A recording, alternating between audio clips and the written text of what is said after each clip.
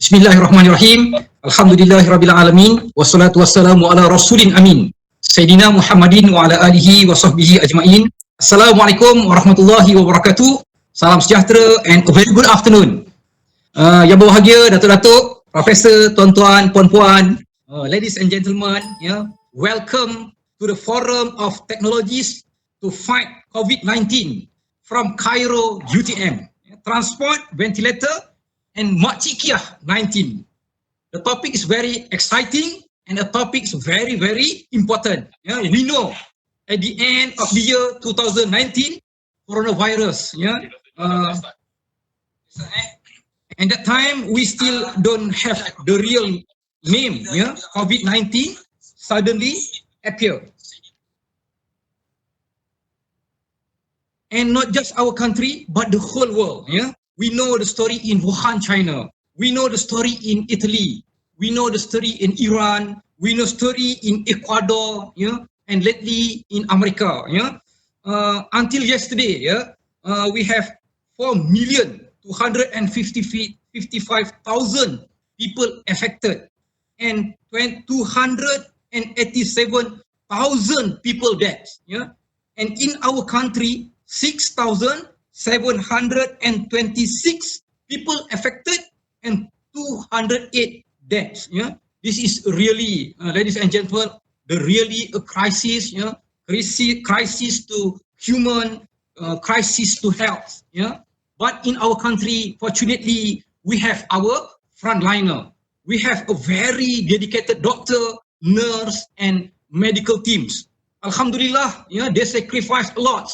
Time, money, family, body and soul, to protect our hearts. So dalam bahasa Melayunya, dengan titisan keringat, darah dan air mata, ya Allah. But we also know, ladies and gentlemen, at that time, the whole country shocked. We don't have enough doctor. We don't have the proper SOP, and we don't have enough tools to help our frontliner. Face mask, eye support, ventilator, chamber, robot, and so on to protect our frontliner from COVID-19. But we must help our frontliner. Suddenly, ladies and gentlemen, in UTM, we have one center, very important center, which dedicated their work in artificial intelligence and robotic. We call it CAIRO, Center for Artificial Intelligence and Robotics. And suddenly they came up with a solution. They create a very important tools to have our frontliner. What we call transport, ventilator, and robot Kiah 19. So today I will introduce to you two members in CAIRO. One is Associate Professor Insinyur Dr. Ahmad Athif Muhammad Faudzi. Assalamualaikum, Doktor. Waalaikumsalam warahmatullahi. Apa khabar, Doktor? Baik, Alhamdulillah. Thank you very much. Alhamdulillah, Okay, I will explain to you, a very young and charismatic lecturer. He received the Bachelor Engineering in Computer Engineering, Master of Engineering in Mechatronic and Automatic Control from UTM, and the Doctor Engineering in System Integration from Okayama University, Japan. He was a visiting research fellow at Tokyo Institute of Technology from 2015 to 2017. He was the fellow of Academia Industry Talent Exchange Program, CEO at Faculty Program 2.0, coached by the Pro under Ericsson, Malaysia Sdn Bhd. And from March 2019 to date, he is the Director of Center for Artificial Intelligence and Robotic UTM, Malaysia. He is mainly engaged in the research field of actuators, pneumatic, soft mechanism, hydraulic and motorized actuators. Ya Allah, tablet lidah ya. Concentrate his work in field robotic, bio-inspired robotic and biomedical application. He is a professional engineer, a chartered engineer, and members of IEEE Robotics and Automation Society. Ya Allah, hebat sangatlah ya. Kiranya Dr. Athif ni, Masya Allah ya. And second member of CAIRO, I present to you Associate Professor Dr. Yeong Chifai. Hello, Doctor. Welcome. How are you, Doctor? Okay, very good. Yeah, Dr. Yeong. Yeah, he graduated PhD from Imperial College London, and his master and bachelor at UTM. His interest is in embedded system, robotics, innovation, and entrepreneurship. He has won more than 50 award. Ya Allah, ya Tuhanku, 50 award ya in innovation and entrepreneurship. Such as SOBA World Invention Award at British Invention Show, Apicta, Robocon, MOE Entrepreneurship Mentor Award ya. Banyak sangatlah ya. Terlalu hebat tuan-tuan ya. He is keen to commercialize research product and currently has several startup companies. Most of these companies, Dr. Yeong, work together with his students. One of the companies, DF Automation and Robotics Berhad, design and manufactures autonomous mobile robot for industry, and it has exported to various countries including Singapore, India, Thailand, Vietnam, and Mexico. Ya Allah, the whole the whole world ya. Masya Allah ya. Okay, ladies and gentlemen, bulan Ramadan penuh barakah sambil menunggu waktu juadah. Salam sudah, pengenalan pun sudah. Kini bermulalah forum yang indah. Okay, without further ado, I will start the forum. First, I will give the session to Dr. Athif with his innovation transport ventilator. Silakan, Doktor. Okay, Assalamualaikum warahmatullahi wabarakatuh, and a very good evening to all of you. So I'll be sharing my slide. Can you see the slide, Dr. Joe and all? Yes, very clear. Okay. So first of all, I would like to thank everybody, especially Dr. Joe as the Master of Ceremony, and then CCIN to be the co-organizer of this session, together with Printis, and we are from CAIRO. Very happy to be together to share some of our experience fight against COVID. So before I start to share regarding the ventilator project that we are doing, so let me give you a brief introduction of what CAIRO is. Okay, CAIRO is not Cairo in Egypt. So CAIRO is a short name or an acronym for Center for AI and Robotics, and it was founded in 1997, so more than 20 years already, by the late Prof. Dr. Marzuki Khalid. And CAIRO is specialized in AI, robotics, control and automation. And we have strong linkages and network with both academic and institution and industries. And recently, back in 2019, October, CAIRO has been awarded as one of the competence center under MITI. So I am the fourth director for CAIRO. I've learned many from Arwah Dr. Mazri Khalid. He was my previous lecturer also last time. And our second director was Prof. Rupiah, and the third director was Dr. Hazina. And these are the list of members. So we have 9 members altogether from both MJIIT Kuala Lumpur and also from SKE Sekolah Kejuruteraan Elektrik UTM. And we have many activities, mainly in AI, robotics and control.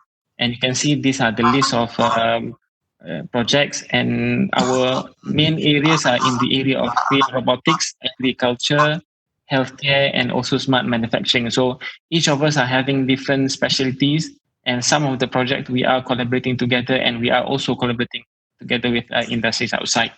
So the list of projects here are some of the projects that have been used and widely exploring for the commercialization potentials. So next, I will be sharing regarding the some of the facilities available. This is in Kuala Lumpur, and we are proud to be part of the competence center and we already have conducted some of the training, and we would like to open for anybody, including industries and also from academia, to join our session, especially on learning for the IoT, industrial integrated IoT system with robots. So we have 4 modules, different kind of robot that can talk to each other, and we utilize the internal drone motion to transport the materials from one station or one module to the other modules. So that is regarding CAIRO a little bit. So I would like to continue with the topic that we are discussing. So we are working together with many industries and also government sectors from KKM, mostly Ministry of Education themselves, industries from Medivest, Advanced Spec, and we have received support from doctors, medical doctors from UITM Faculty of Perubatan. So before COVID happened, so these are the list of activities that we are doing. So as explained or introduced by Dr. Joe, we are doing in bio-inspired robotics, rehab robots and field robots. For example, in looking for underwater treatments, observing the condition and so forth, so on and so forth, for search and rescue as well. But after COVID, we see that from the news, especially in March, so there is a shortage of ventilator system reported by KKM, and the numbers of ICU cases with the need of ventilators are increasing. And in Malaysia, we don't want the situation happen in some of the countries like Italy, where they have to choose which patient to be supplied with support, air ventilator support. So there is a need for academia as well as industries to look for the solutions. And one of the solution is to find ways on how to have our backup, okay, from our Malaysian society or Malaysian community. So from WHO mentioned that 1 in 6 of the COVID-19 patient can become seriously ill and will have difficulty in breathing. So the difficulty in breathing are normally called as ARDS. Okay, this ARDS is a condition where the patient will have difficulties in breathing due to the fluids in the alveoli. So this is our alveoli in our lung. So when we have fluid inside, it will be difficult for the patient to breathe normally. So therefore, we have to support it with a mechanical ventilation, and we call this as ventilators. So there are many types of ventilator available. For example, transport ventilator, portable ventilator, and ICU ventilator. So we look on these 3 kinds of ventilators available. So we see that after discussion with some of the experts, so the need for ventilator, at least for us, is to develop the transport ventilator type. So we propose a project to UTM under the NCPI office. So we have a team called UTM Shield, and this is also under Prof. Dr. Joe coordinate as one of the coordinator. So from CAIRO, 2 projects were awarded. One is from me, where we have a portable ventilator, and we are also doing some minor project on ultraviolet disinfection system, and also from Dr. Ibrahim. Dr. Ibrahim will share his experience, I think, next week in our next consequence series.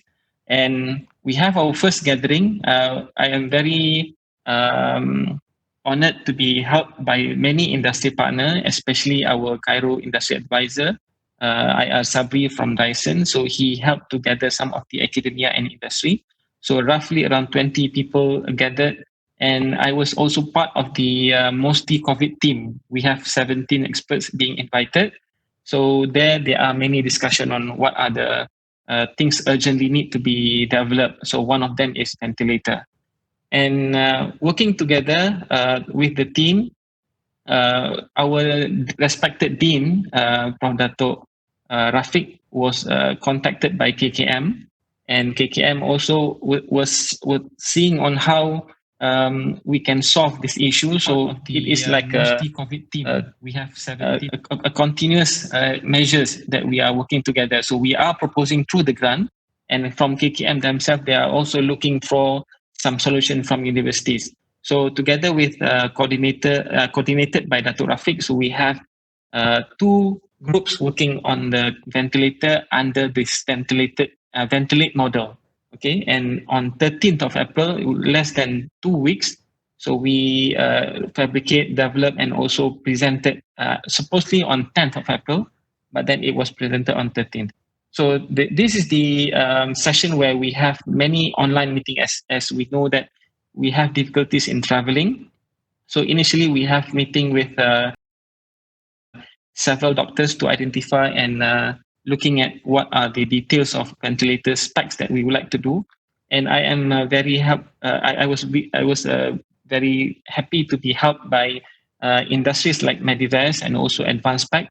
So our team visited HSI hospitals and HSA and look for the available ventilator type and to do some of the reverse engineering and understanding the specs of the ventilator. And we were also highlighted our initiative and gathering this academia and also the industry pool was highlighted by our minister from the higher education, Datuk Noraini, on the activities that we are doing. So this is the development process of the structure of the ventilator. We are using this open source. As you can see, there are many available open source, and mostly are using MBUBAC based system. But for us, we are using a ventilate model, and ventilate model is from Poland, suggested by KKM, and with that, we are working together with the industries partner, some of the volunteers coming, and my direct boss from Dean of FMRA, Dr. Safian also come and support. And we are not working alone. We are working with many schools from our Faculty of Engineering, from Mechanical, from Biomedical Engineering, as well as from PPMU. They help on the printing some of the parts of the 3D printer models. So this is some of the process when we are developing the system. And on 13th of April, so we went to KKM and we display the model that we have.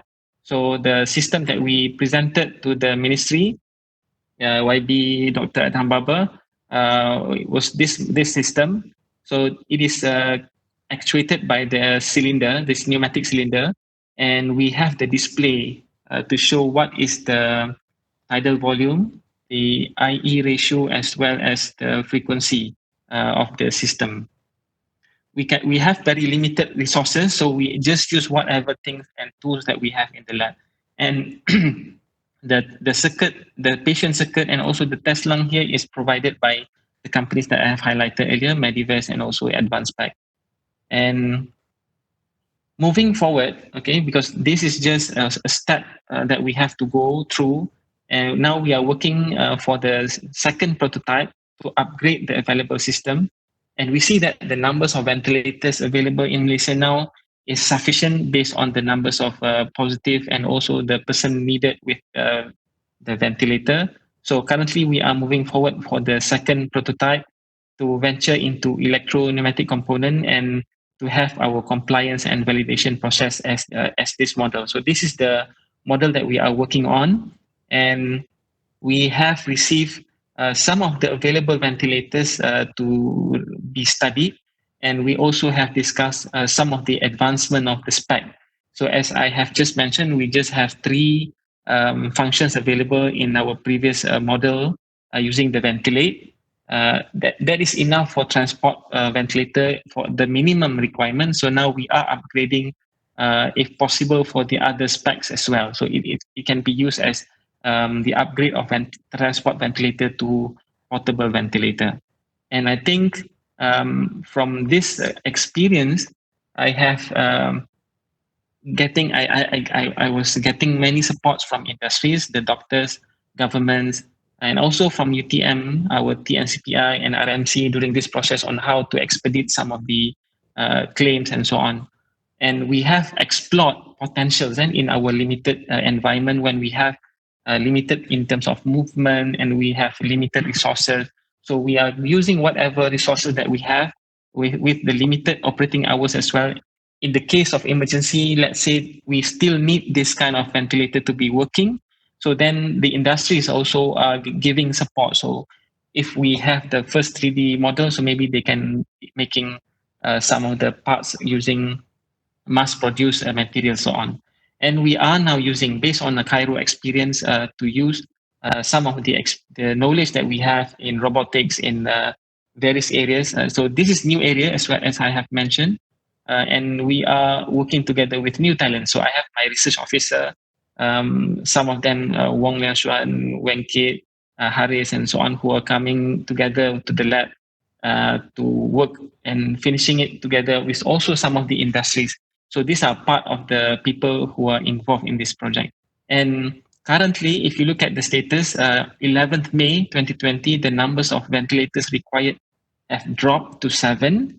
And we are already having around 1,700 units in Malaysia currently.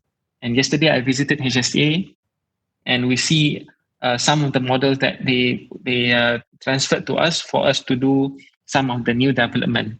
And although the numbers of ventilators are okay available, but we see that a preparation is in need for any possible pandemic in the future, right? So, and we are also looking at any this post-COVID, so the new norm in having our own Malaysian product system, hopefully in the future. So I think with that, thank you very much for your kind attention. So I would like to pass back to Dr. Johari.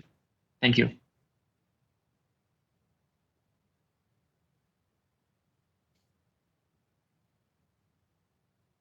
Tak dengar Prof Jo.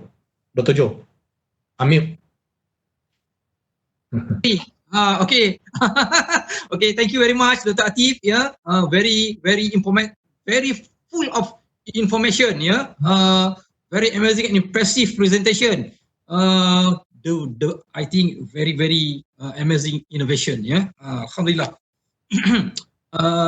So before we go to the second presenter, yeah, we have Dr. Yeong, a very energetic and very handsome. I just want to, for the audience, that you want to ask any question, just write at the comment, yeah, in our Facebook, yeah, Center for Artificial Intelligence and Robotics Facebook. We share the the forum there, and you can just write your your question, yeah, and we will give you time to ask the question for our panel, insyaAllah. Okay, berakhir Ramadan, tibalah raya, duduk di rumah tidak ke mana. Kini tibalah panel kedua, orangnya kacak, handsome, bergaya. Without further ado, I invite Dr. Yeong to present his innovation, Makcik Kiah 19. Silakan, Doktor. Okay, thank you very much, Dr. Jo and Dr. Athif. And it's a big pleasure to present right after Dr. Athif. Dia macam Elon Musk of Malaysia tau. Okay, so I'm going to talk about the story of Makcik Kiah. Let me do the slide first. Can you see the slide? Boleh ya? Okay, I'm going to share the story of Makcik Kiah, what we have done during the COVID-19, and I hope that I can share a little bit of knowledge and also some of the things that we learned during this journey. And so this is the 4 outline that we're going to go through, a little bit on the introduction, then the story, then what's next, what we are doing next, and what are the key takeaway that we learned from this journey. I think you all know we have this DF Automation. It's one of the startup company that I built with my students. Right now we have about 60 staff. We basically design and develop autonomous mobile robot, like everything in Malaysia, Malaysian local company. And we really look into the driving the future of robotics. So that's DF Automation. This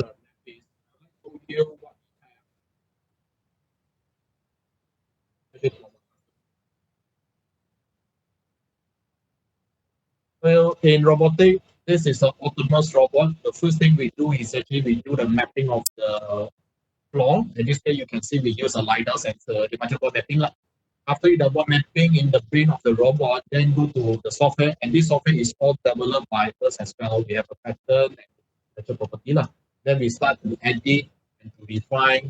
In fact, we can add obstacle and so on and so forth. So all can be done in this particular feature lah.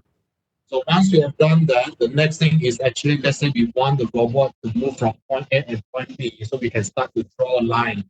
It can be the like this railway station one is actually with the magnetic ticket.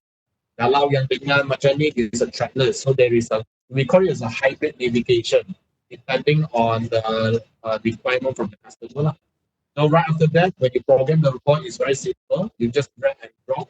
You don't need to learn C and all this programming lah.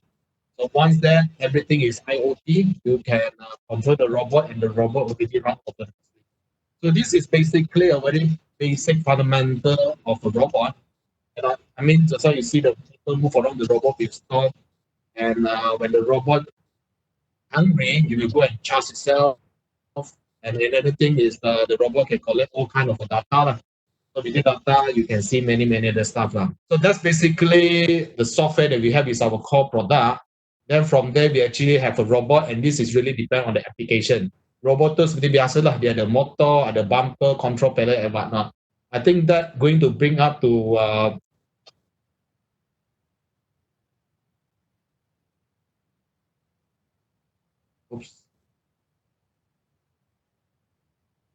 So robot or autonomous mobile robot is just a robot. Don't do any application on it, doesn't mean anything. So we can do a lot of application. For example, I will share some of the video. This is in actually Vietnam, carry the trolley from point A to point B. So we don't have to hire foreigner ataupun low skilled workers to do the job lah. And this is in Ho Chi Minh. You carry up to 300 kg. So many workers doesn't like to do this type of job lah because it's dangerous, hazardous.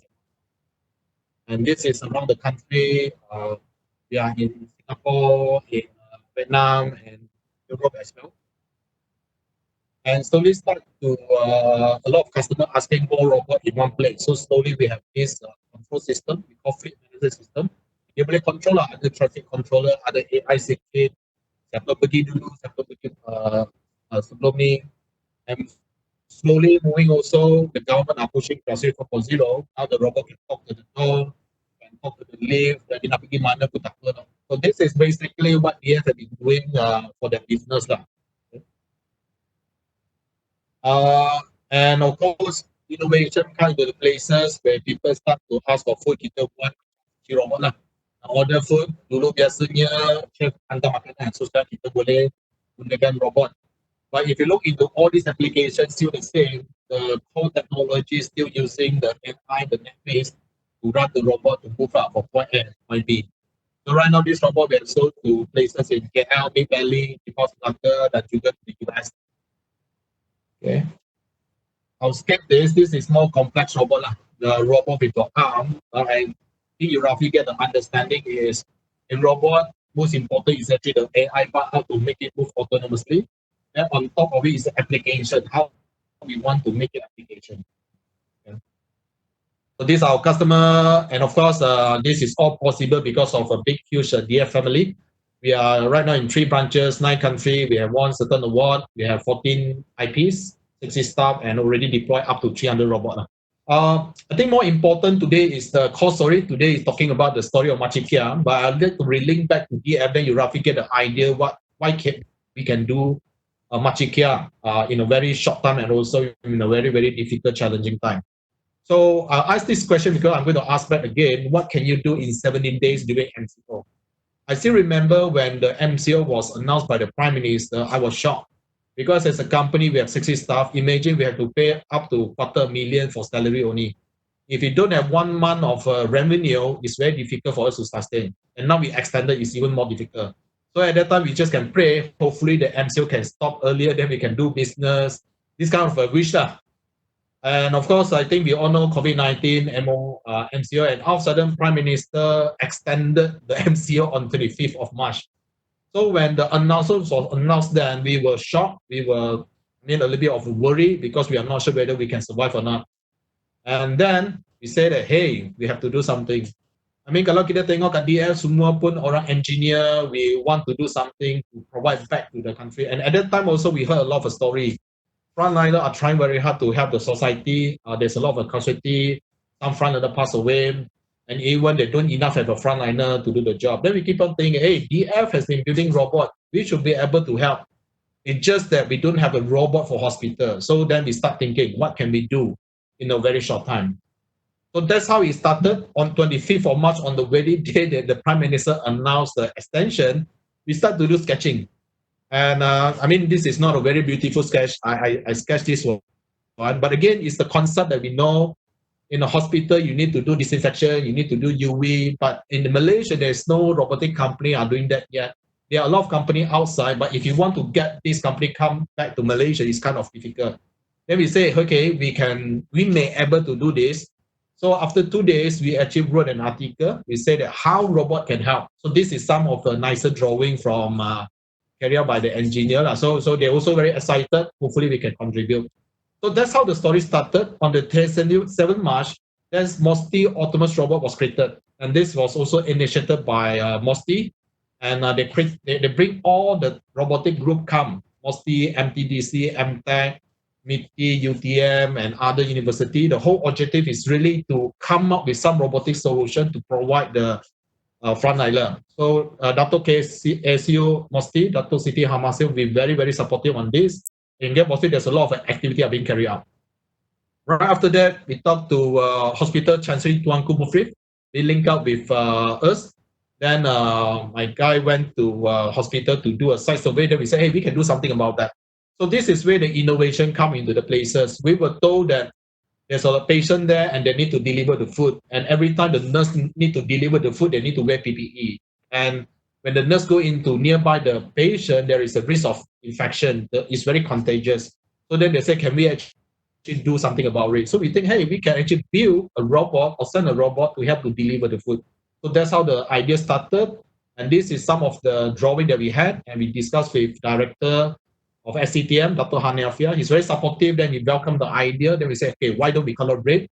And let's try to make it work. So 1st April, we start to work on this. And 3rd April, start to work. And you can imagine during the MCO, we have not get the letter yet. At that time, there's a lot of challenges.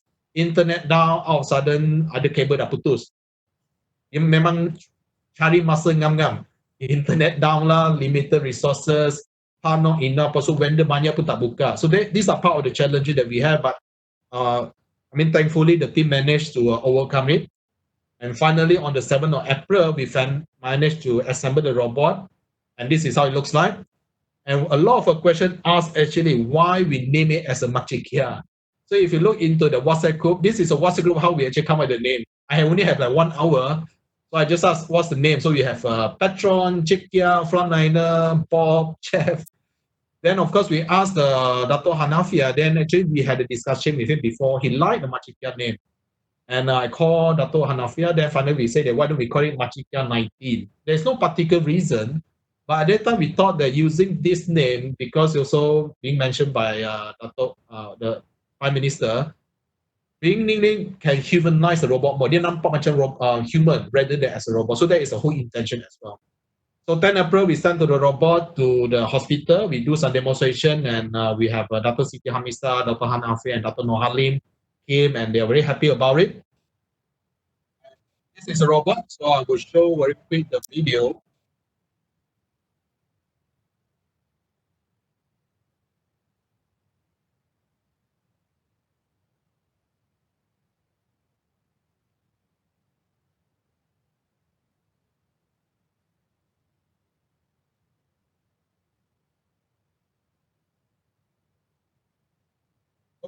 Or the robot, touched by the robot, or you can use your phone or any laptop. This is all in your favorite position.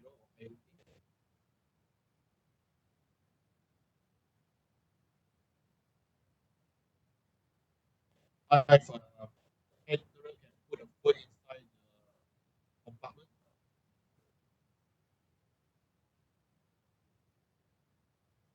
robot can move autonomously. This is a scenario that actually illustrate at DF office.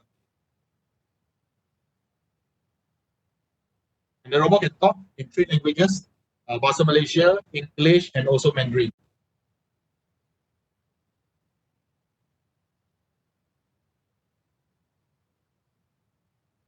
So press the button, and right now there's a touches feature as well, so you don't have to touch the robot.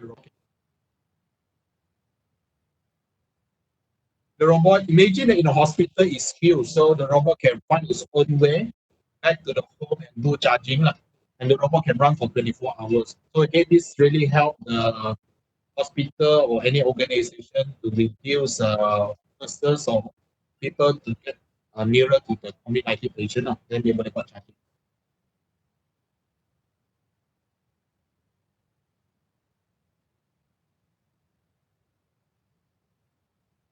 Okay, together we can fight this virus. So pretty much right after that, we are featured in quite a bit of newspaper. We are quite surprised that it got wider. We were in Astro TV1, all the TV. Then we also in newspaper and Chinese newspaper. And we even in 2 pages of Metro infographic to show our Kiah. So we are very happy about this, that there is getting attention. But I think more important is how this robot can help. And the question that I asked earlier, what you can do in 70 days during MCO, pretty much the one that I shared early on. We have thousands of WhatsApp messages, hundreds of concept design, lot of video conference meeting, tons of media coverage, and we have produced one Kiah. So what we try to illustrate here is if we can do one robot Kiah in 17 days, there are so many 70 days that we can build a lot more things. And if one DF company can do this, in Malaysia, there are so many companies, so many universities, I'm sure we can develop a lot more interesting technology. So that is one of the messages I'd like to bring over. So what's next? So right after that, to be honest, we didn't stop. So we have a demonstration with YB KJ. I have not met him together, but this is the first time I do selfie with him online. And he so tweet about us. And this is a very good way to create awareness that Malaysia capable doing a robotic for this industry. So actually, this is another important story as well. Right after that, we actually have a request from MIPES. As you may know, that MIPES have a temporary hospital that cater up to 600 patients. Hall A have 400 patients. So right now, we already ship one robot to MIPES to serve the customer. So right now, they have been running about 2 kilometers per day to serve all these low-risk COVID-19 patients. This is an actual scenario. I'm not sure the video. We are running out of time. So back again, the one that you see early on is actually just for delivery robot. But moving forward, actually right now we are working on a disinfection robot spray. Next week, I think we're going to send one robot to a hospital. We are doing also disinfection robot for UV and also telepresent. All these robot and solution are actually requested by the hospital and by the doctor that wish that they have in the hospital in Malaysia. And this is some of the illustration of the robot that we have in mind to develop. So finally, the key takeaway really is number one, working from home is a new norm. From the 70 days that you see early on, I only go out from my home one time only for 2 hours. And the rest of the thing is really communicate with other team members, how to coordinate and so on. Even we are based in Johor, our robot is in Kuala Lumpur, but there is no team from Johor travel to KL, but our KL team is actually doing the job. So this is again, we have to learn how to play in a new norm. And then a lot of a new opportunity. And this COVID-19 creates certain things that we create a lot of untapped new opportunity. Just like, for example, in the past, hospital in Malaysia would not look into robotics too much. As for now, I think hospital will look into robot more seriously compared to the past. And focus on value creation. And I think it has to be very fast in this generation. And finally, the innovative. Yeah, that's all for now. Thank you very much. I hope you all can learn a little bit from this journey. Thank you. Pass you back to Dr. Johari. Okay, thank you very much, Dr. Yeong. Yeah, Tuhanku, yeah. Only in 70 days, yeah, and suddenly come up with robot Kiah. Very, very amazing, yeah. Amazing innovation. Subhanallah. Okay.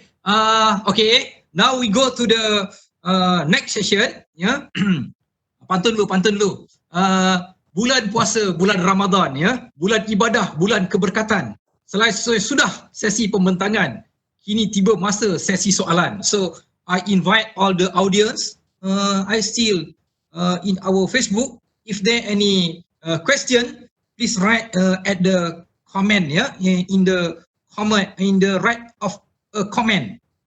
Please, ladies and gentlemen, if you have any question, we have two panel here, very energetic, very brilliant, very apa lagi lah, ya, semua hebat ni, sangat hebat, ya. Silakan, if any question, please.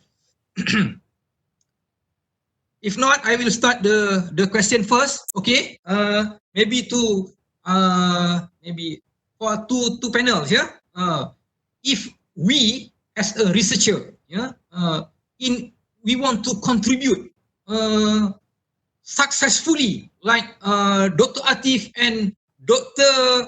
Yeong, please give us advice to be the champion like yours, please. Dr. Athif dulu. Hello, dengar? Sila Dr. Athif. Okay. Right, thank you very much, Dr. Joe, and congratulations, Dr. Yeong. Very good compilation of the work done. So regarding the question by Dr. Joe, how we are going to be contributing successfully. Okay, so ni menjawab kepada apa ni the society lah, university for society. So this is one tagline that is currently being used untuk kita nak lebih dekat kepada masyarakat, because normally when people are looking at academicians, so they are going to be more in producing papers, having their own league of academics, tapi banyak yang mungkin tak sampai kepada masyarakat. Jadi from what I see during this pandemic, during this COVID-19 issue, so we have to, first what I learned is we have to communicate with others. Okay, we have to talk with others, we have to seek advice from others. So having a good networking is important. Okay? So for example, from CAIRO perspective, we have an industrial advisor, and our industrial advisor, one of them are engineers in Dyson. So when we want to start our work in this ventilator, so then he actively initiated the discussion on how we can rope in some other industry partners together. So the first thing, as I have mentioned, to be talking to others and having a good collaboration and networks with outside of our comfort zone. So we are not only talking with people in our faculties, but we are also talking with other people outside. And thirdly,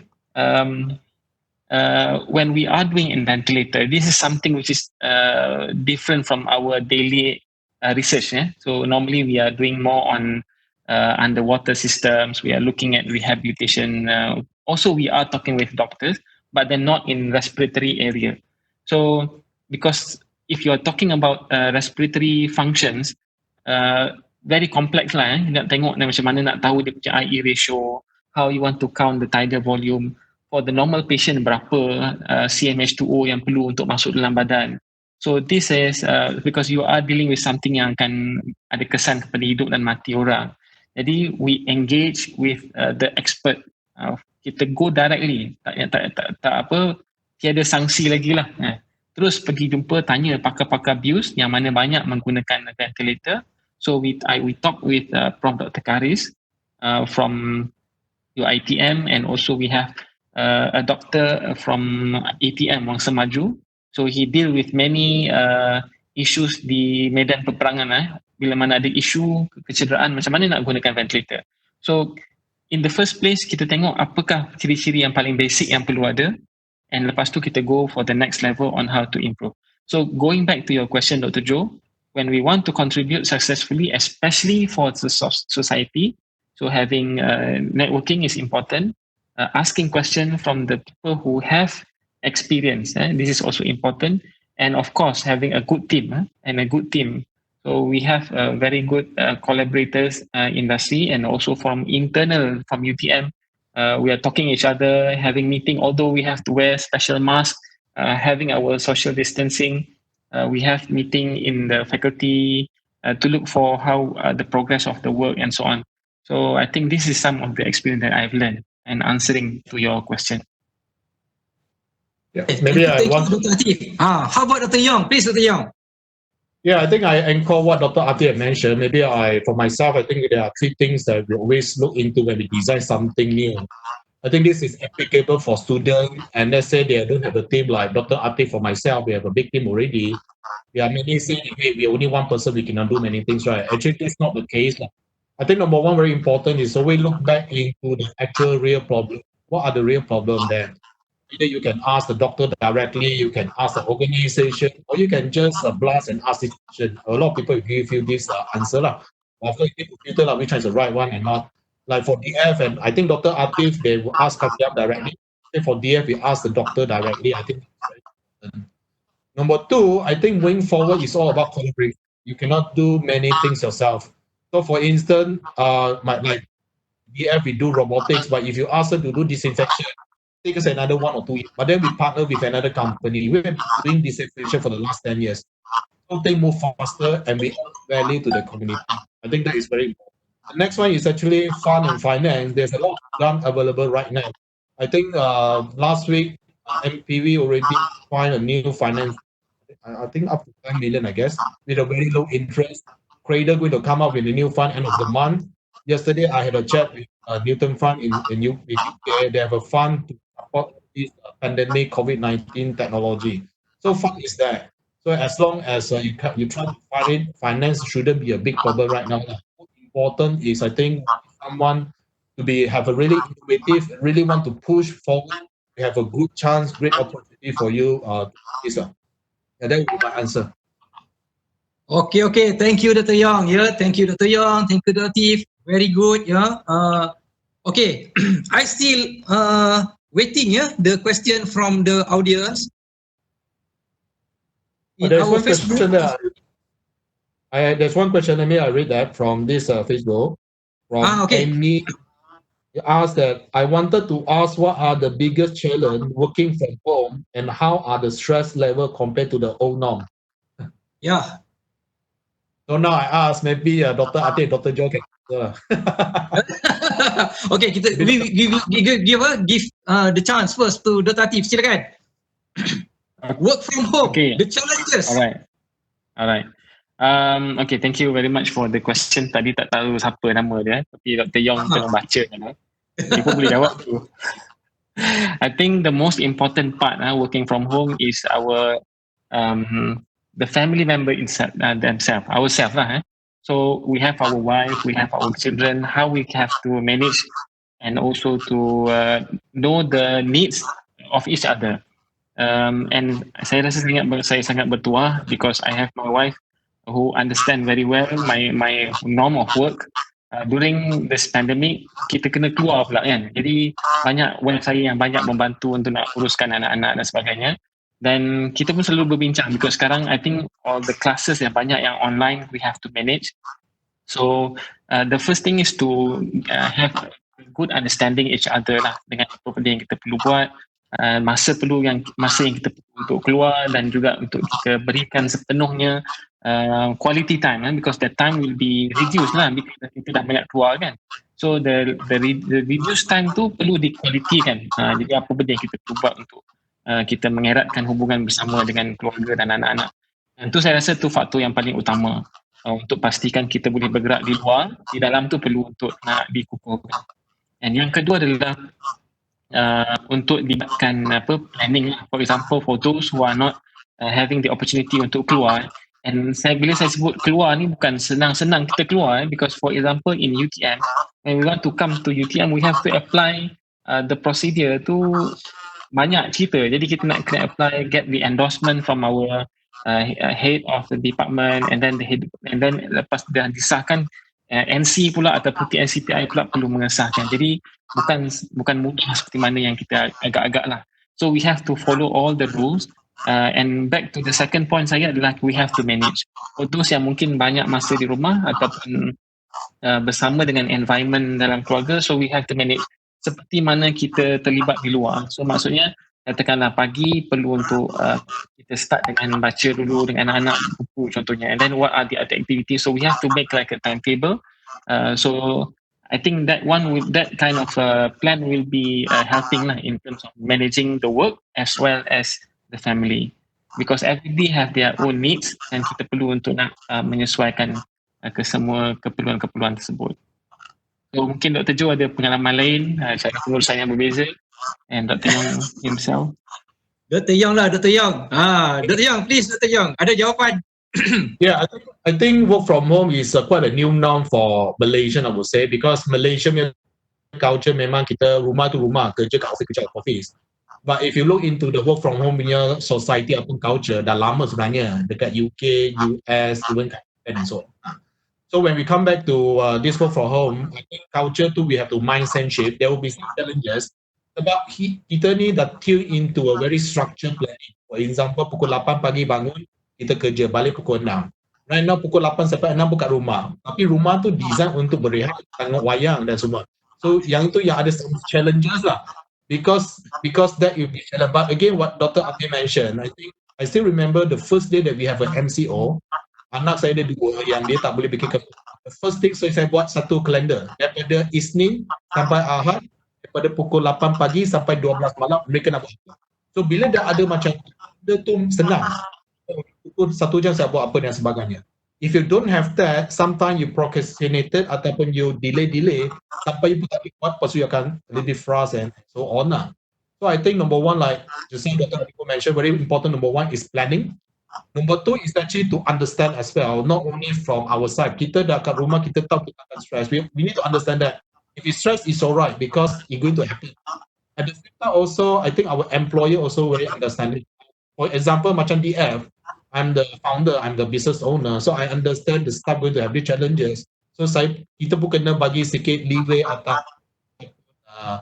understanding lah. Sama juga macam UTM, I think UTM did a very good job and bagi trust untuk kita, and they come up with a lot of policy. Some of them that maybe have started challenges, they come up with some counselling group, some training, ada yang tak pernah guna Google Meet, Webex ke, ada training. So all this is very helpful.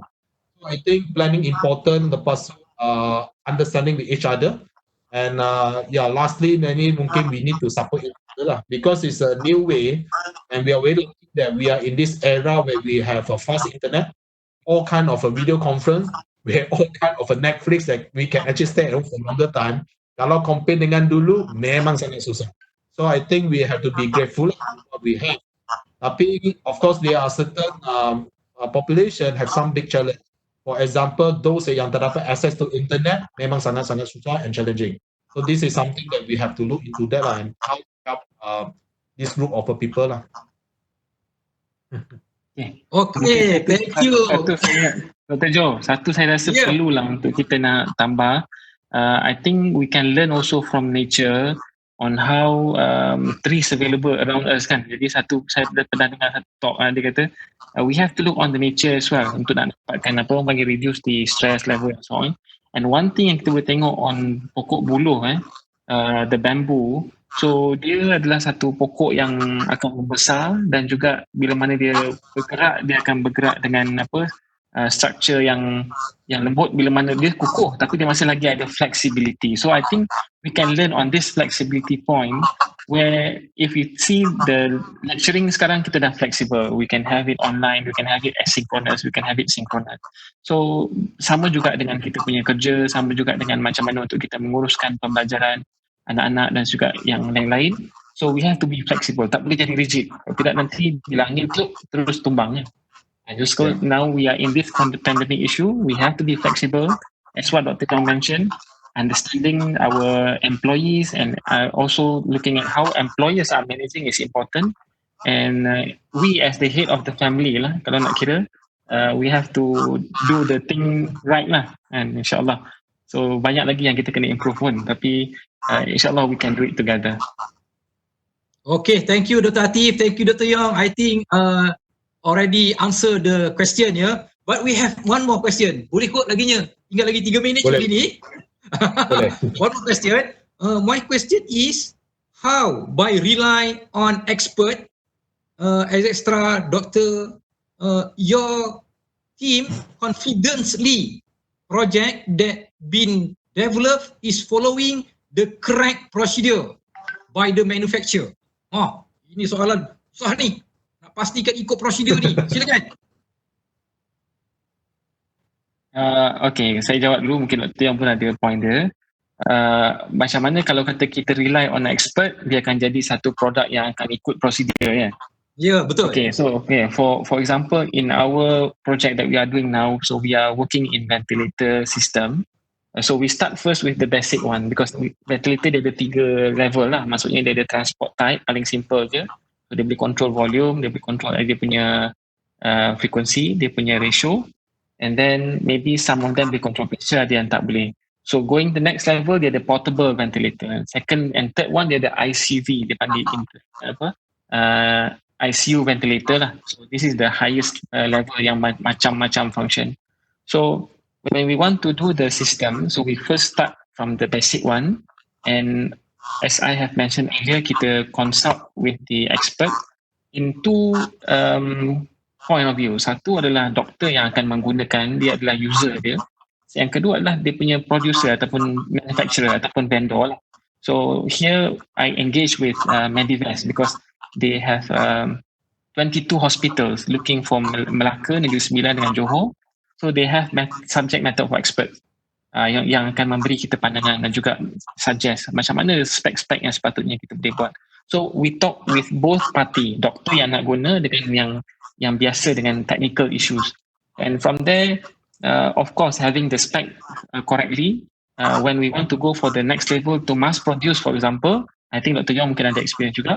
So we have nanti QC, or we have this emulator yang akan confirmkan if we want to have like 50 cm H2O, betul-betul keluar tak 50 cm H2O pressure, or if we want to have 500 ml punya tidal volume tu 500 ml ke tidak. So biasanya akan ada check ataupun QC part yang akan confirmkan whether this is according to the spec that we want. Okay, so mungkin industri Dr. Yeong mungkin lagi banyak experience. Okay, Dr. Yeong. Dr. Yeong, please, Dr. Yeong. Yeah, so I think that's pretty much what Dr. Athif had mentioned. And you, like I say, collaboration is very important. You takkan tahu semua benda lah. Macam DF Automation, for example, our strength is actually to design and develop the robot, the software, the hardware, and so on lah. Tapi kalau sampai manufacturing, actually DF pun boleh buat, tapi actually ada orang yang lebih pandai, lebih bagus. So normally we outsource it to other people to do it. Bila outsource this portion yang manufacturing, actually they use their expertise. For example, bila kita buat sendiri, actually lagi mahal dan the quality is not as good as if they price cheaper, tapi pula quality bagus. Sebab they have been doing that for a very, very long time lah. And there is a lot of, there is no correct procedure by the manufacturer. I mean, there is a lot of methodology out there and procedure. And it, like just Dr. Athif mentioned, bila kita design some product, kita design yang paling the last rate, kita start dengan basic dulu. Macam di AGV tadi, you nampak robot kita. It's actually a basic first yang bagi dia jalan, programming, all the functional movement dah settle, dah okay.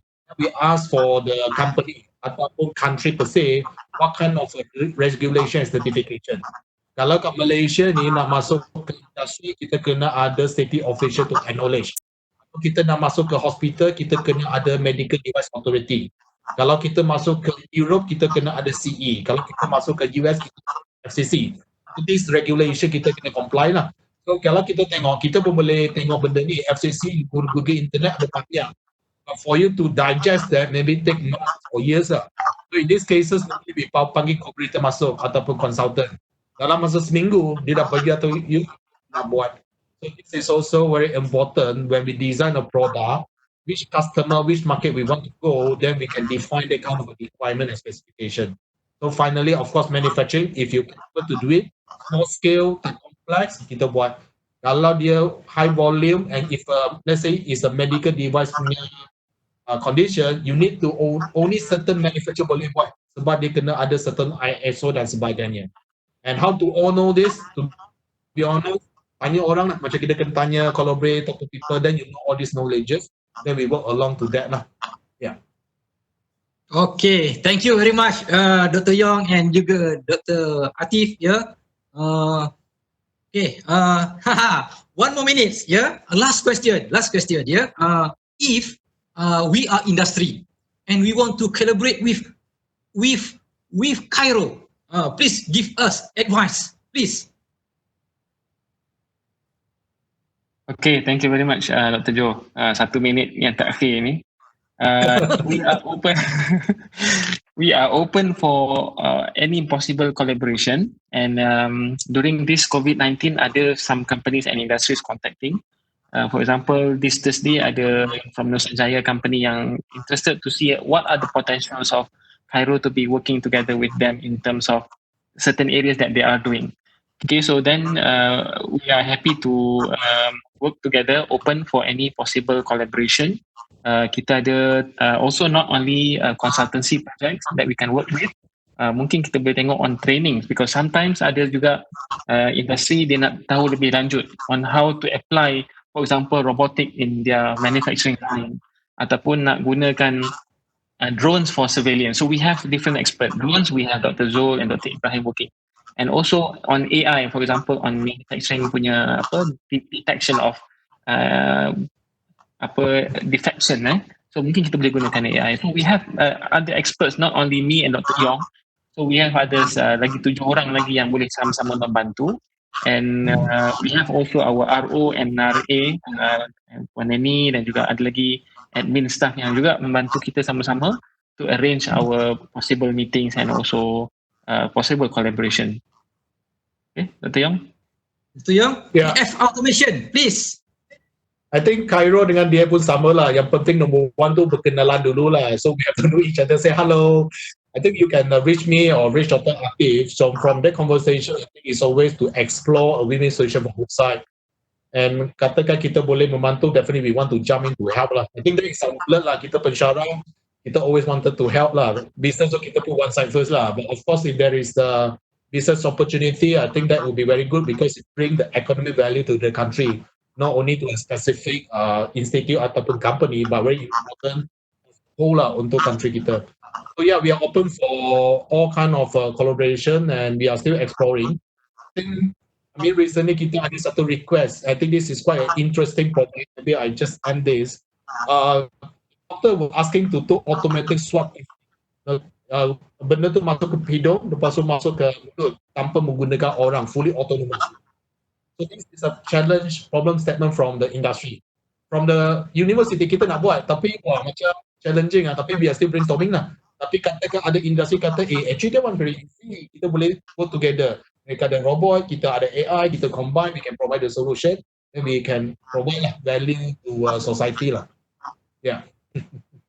Okay, thank you very much. Thank you very much. Yeah, we already at 4 o'clock. Yeah, Dr. Yeong, after this we have another meeting. But last one. Yeah, 1 minute for every panel. 1 minute to conclude. Yeah, as a conclusion. Last remark, please. From Dr. Yeong first, please. I would say, I mean, COVID-19 had come up with a very big untapped opportunity. I think each of you, if you are listening to this, try to take the opportunity to do something because you will never get this kind of opportunity in many, many 100 years ahead. So this is a great opportunity. So try to be innovative, get some solution, and you can do something about that. Okay, Dr. Athif, rumuskan dan simpulkan. Silakan. Okay, terima kasih banyak. Okay, from me, I think as researcher, as academician, we cannot work alone. We have to work with many other parts. And in UTM, we have our new strategy called Aim 4-Star to work together with industries, work together with government, and also some other sectors, and also academia. So we have to talk each other within bigger range and to learn this new experience. And we see that the new norm, perbezaan yang baru, norma baru akan berlaku. Then we have to explore this together. And my final say is to appreciate everybody, especially people around us yang banyak membantu, yang banyak memahami, and hopefully we can explore many other potentials. So thank you very much. So saya ucapkan terima kasih kepada Dr. Jo sebagai collaborator kita untuk majlis hari ini, dan kalau ada kesempatan untuk saya ucapkan selamat Hari Raya okay, walaupun belum raya lagi. Okay. So back to Dr. Jo. Okay, thank you very much. Ya, terima kasih Dr. Athif, terima kasih Dr. Yeong. Ya, kita telah pergi jauh tadi ya, daripada awal kita mula daripada CAIRO ya yang hebat. Kita telah tahu siapa itu Dr. Athif, kita tahu siapa itu Dr. Yeong ya, kita tahu siapa itu robot Makcik Kiah ya. Kita pergi sampailah kepada work from home dan akhirnya kita sampai kepada kolaborasi kita dengan masyarakat, dengan industri. So thank you Dr. Athif, thank you very much everybody for your passion to stay in this forum from start to the end Thank you for our panel, Professor Madya, Dr. Athif and Professor Madya, Dr. Yeong Thank you CAIRO, thank you CCIN, thank you UTM. Thank you all industries, thank you all last pantun lah, ada lagi pantun ni Kalau ada sumur di ladang, bolehlah saya menumpang mandi. Kalau ada umur yang panjang, bolehlah kita berjumpa lagi. Aku li qauli hadza wa astaghfirullahalazim li wa lakum. Assalamualaikum warahmatullahi wabarakatuh. Terima kasih. Waalaikumsalam warahmatullahi wabarakatuh. Okay, terima kasih Thank you very sama-sama. much. Thank you.